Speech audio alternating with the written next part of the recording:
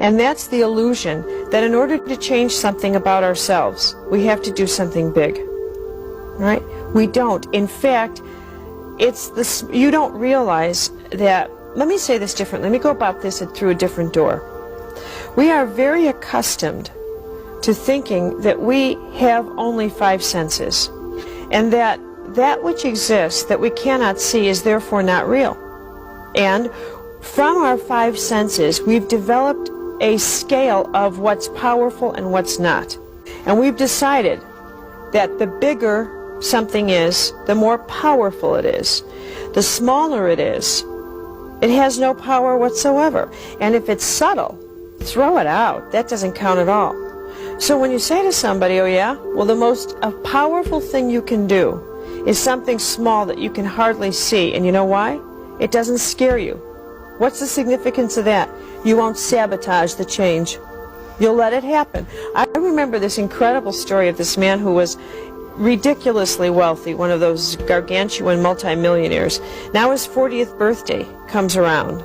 And he thought to himself, what could he give himself for his 40th birthday?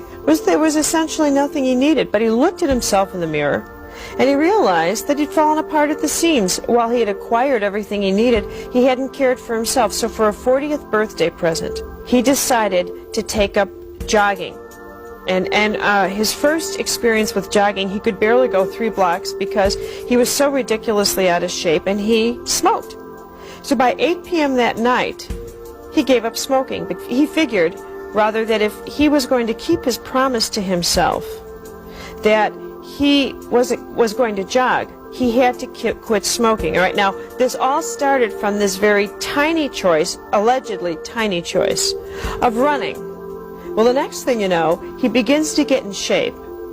And as he got more and more in shape, he became more and more conscious of, guess what? His nutrition. So the next thing you know, he's becoming a health fanatic.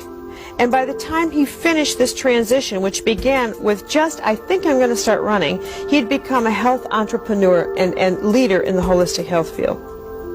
If someone had said to him, you know what you're going to do? You're going to leave behind this incredible corporate powerhouse you have, and why don't you just jump right into that job as a health entrepreneur and sponsoring all of these health programs? He would have laughed at you, but because it came in so softly, he never saw the huge world that was attached to this.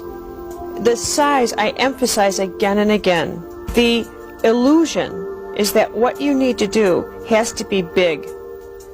Your biggest obstacle to change is believing that.